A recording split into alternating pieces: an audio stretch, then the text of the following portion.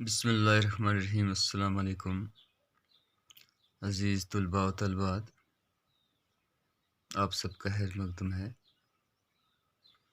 Class 9th subject science, topic atoms and molecules. Dear students, atoms and molecules ये chemistry portion का sub lesson number 9। आज हम इसको शुरू करेंगे।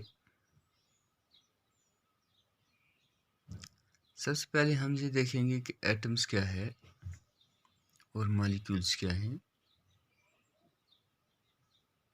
Atoms, it is the smallest or ultimate particles of an atom. Atom, it is the smallest particles of an element that take part in a chemical reaction. It may or may not exist independently. यानी जिस तरह living में cell का role है, इसी तरह non livings में जो बिल्डिंग यूनिट्स होता है वो एटम है। तो एटम्स ये स्मॉलेस्ट पार्टिकल्स होता है किसी भी एलिमेंट्स का जो टेक पार्ट करता है उसकी केमिकल रिएक्शंस में। और एटम जो है इट मे और मे नॉट एग्जिस्ट इंडिपेंडेंटली, यानी ये रह भी सकता है और ये अकेला आज़ादाना नहीं रह सकता है। इसको हम एटम्स कहते हैं। तो एटम्स जिसका सिमिलर एटम्स आपस में कंबाइन होते हैं तो वो एलिमेंट्स बनते हैं, और फिर एलिमेंट्स आगे मिक्सचर और कंपाउंड्स बनाते हैं। जो चीज़ें हम अपने आसपास नॉन लिविंग्स देखते हैं तो उनका जो बेसिक यूनिट है वो एटम है। अब दूसरी जो चीज़ जो है वो हमारे पास है मॉलिक्यूल्स। तो molecules, it is the smallest particle of substance. अब देखिए, atom is the smallest particles of element. Atom smallest particle होता है किसी भी एलिमेंट्स का, लेकिन मॉलिक्यूल जो है ये स्मॉलेस्ट पार्टिकल्स है किसी भी चीज़ का। अब ये सब्सटेंस में एलिमेंट्स भी है और कंपाउंड्स भी है विच कैन एग्जिस्ट फ्रीली। यानी ये मॉलिक्यूल्स जो है ये फ्रीली एग्जिस्ट कर सकता है, जैसे हाइड्रोजन मॉलिक्यूल्स है, oxygen molecules, nitrogen molecules, chlorines, bromines, iodines वगैरह वगैरह। यानी ये मॉलिक्यूल्स की शक्ल में पाए जाते हैं। इनकी डिफिनीशन, इनकी एक्सप्लेनेशन हम आगे पढ़ेंगे। तो अब पहला हमारा एटम्स है, दूसरा हमने देखा कि मॉलिक्यूल्स क्या है। Molecules, it is the smallest particles of a substance, that is elements or compound which can exist freely. Another one is chemical formula. अब chemical formula क्या है?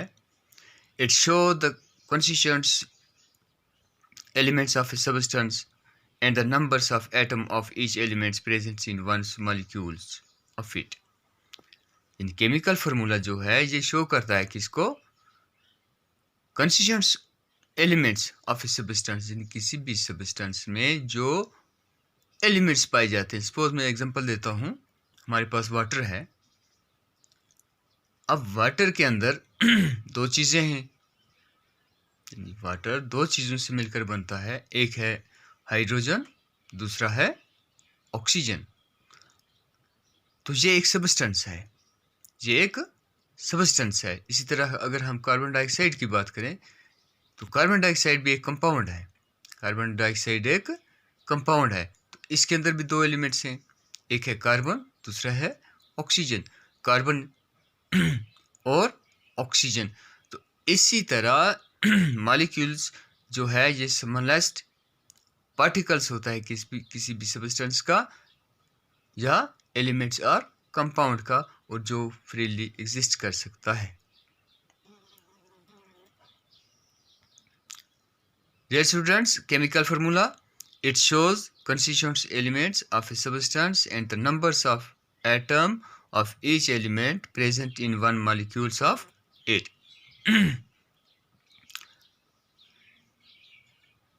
अब हमारे पास है valency.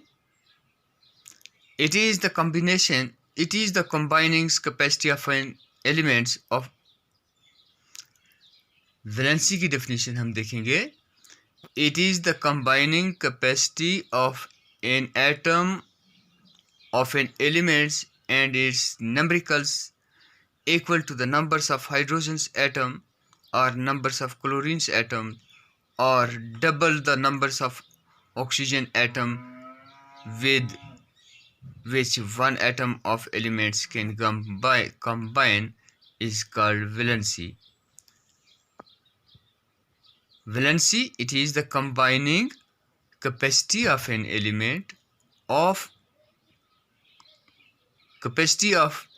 atom of an element and its numericals equal to the numbers of hydrogen's atom or the numbers of chlorine's atoms or double the numbers of oxygen atom with which one atom of the elements can combine is called valency. Another one is variable valency. When an element show more than one valency. Variable valency, when an element show more than one valency, it is said to have variables valency.